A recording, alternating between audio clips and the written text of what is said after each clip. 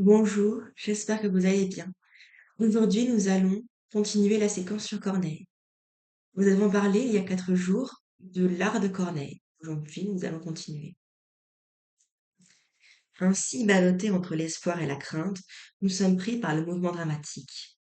Les exemples les plus frappants de ce mouvement sont fournis par Polyeucte dans son ensemble et par la montée des périls, au 5e acte de Nicomède.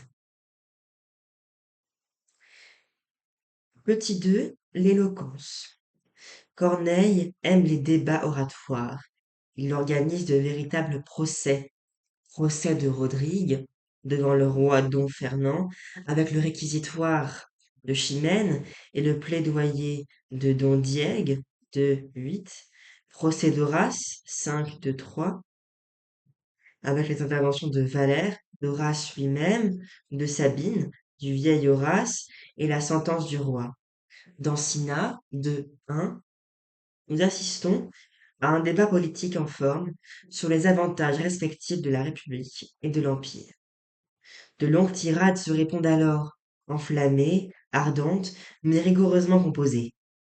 Cette éloquence, ample et lucide, ne laisse pas d'être entraînante, mais elle risque de lasser à la longue et de paraître tendue, enflée ou monotone.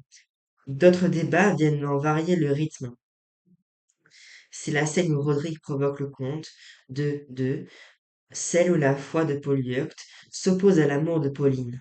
4, 3, vers 1273-1291. Les répliques sont alors hachées, pressées, lapidaires, l'éloquence concise porte le pathétique à son comble. Ou bien nous assistons à des délibérations. Dans Pompée, le roi d'Égypte Ptolémée réunit son conseil pour décider du sort du général romain. Mais le plus souvent, la délibération est intérieure et prend la forme du monologue. Ainsi, le monologue d'Auguste, 4-2, aussi solidement charpenté qu'un discours en forme, mais qui traduit cependant le désarroi d'une âme partagée. Parfois, le monologue, sans perdre son caractère dialectique et oratoire, prend une forme et un élan lyrique. Ce sont les stances de Rodrigue, de l'Infante, de Polyeucte. Petit 3, éloquence et poésie.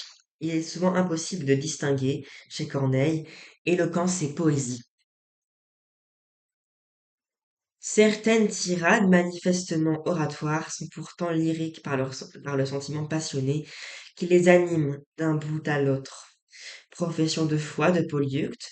Je n'adore que Dieu, je n'adore qu'un Dieu, maître de l'univers, vers 1657-1673. Monologue de Don Diègue. Ô rage, ô désespoir, ô vieillesse ennemie, 1-4. Imprécation de Camille, Rome, l'unique objet de mon ressentiment, 4-5. La poésie héroïque latente éclate soudain en éclairs fulgurants. Écoutons le comte et Don Diègue chanter leur gloire ou la gloire. Acte 1. Rodrigue défiait l'Espagne entière vers 1558-1564.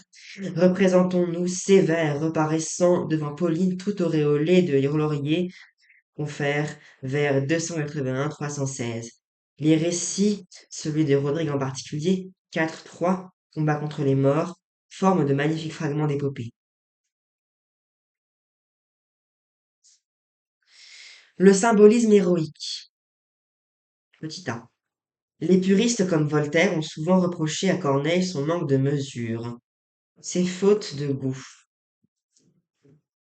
Ces métaphores baroques, ainsi ces vers du Cid, où Chimène évoque, devant le roi, son père tué par Rodrigue, vers 673-678. Lecture.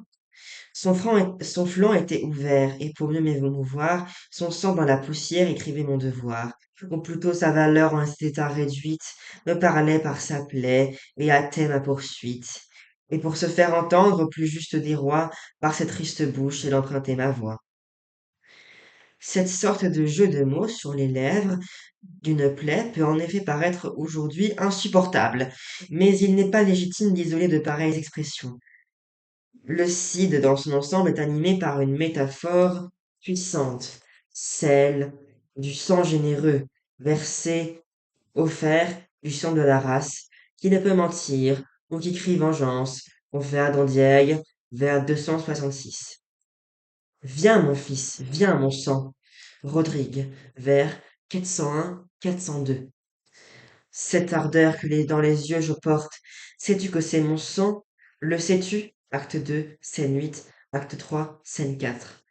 Tragédie du sang généreux, le site est aussi la tragédie des épées. Épée de Don Diego, vers 255-260, épée de Rodrigue, vers 857-868, que Chimène prend à l'acte 5 pour celle de Don Sanche, vers 1705-1706. Ainsi, tout en symbolisme hardi et vibrant, poétique et pathétique, transfigure les métaphores et confère à la pièce une atmosphère héroïque. Merci à regarder. Je vous dis dans 4 jours. Au revoir.